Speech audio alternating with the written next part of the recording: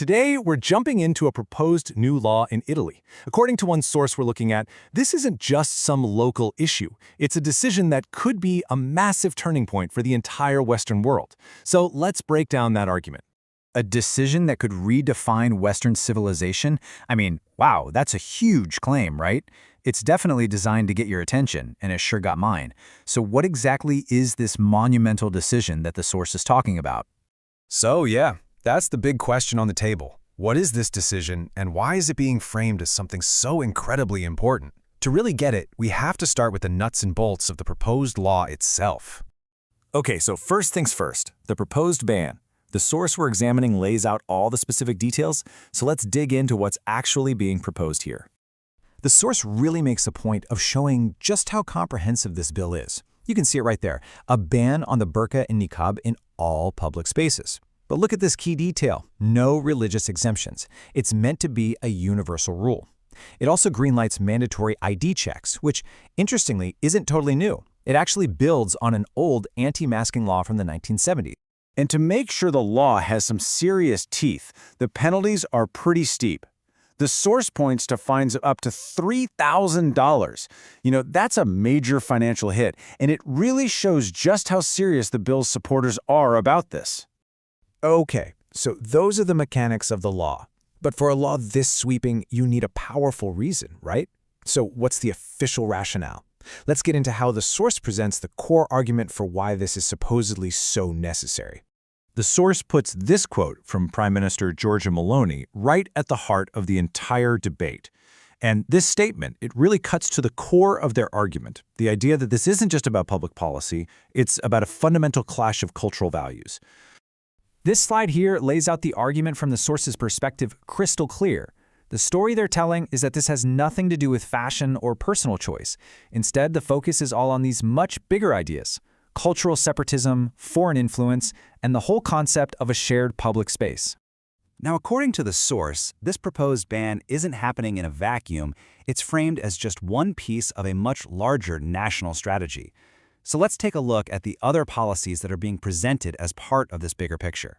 To build its case, the source points to a whole list of other government actions: cutting migrant arrivals, holding asylum seekers for longer, even deporting imams for political speech. On top of all that, it highlights that Islam isn't officially recognized as a protected religion in Italy, and that there are new, stricter rules for things like mosque funding.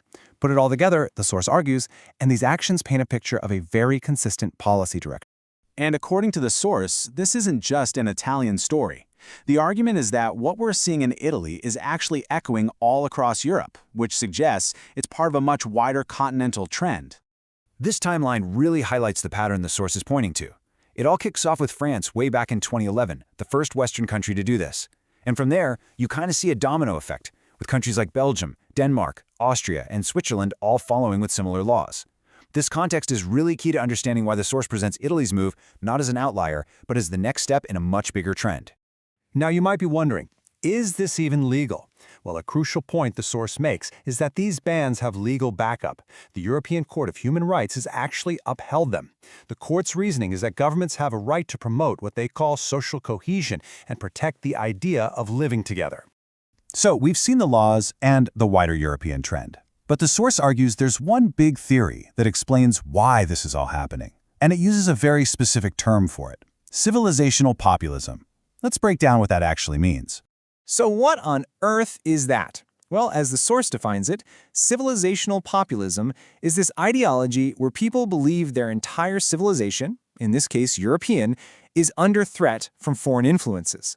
And a really key part of this belief is that this threat is being allowed to happen by what they call a corrupt globalist elite.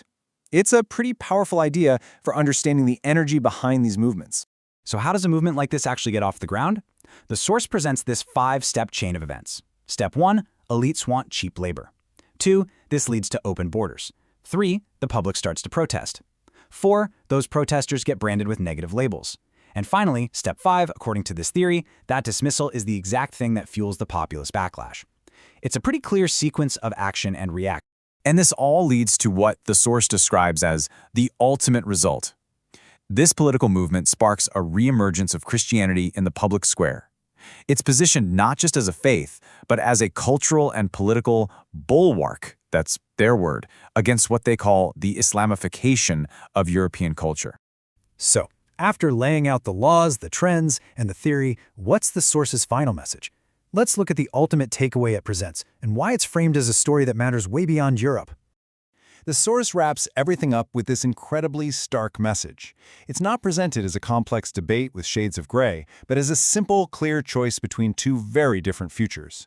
The entire issue is framed in these huge existential terms, as if civilization itself is hanging in the balance.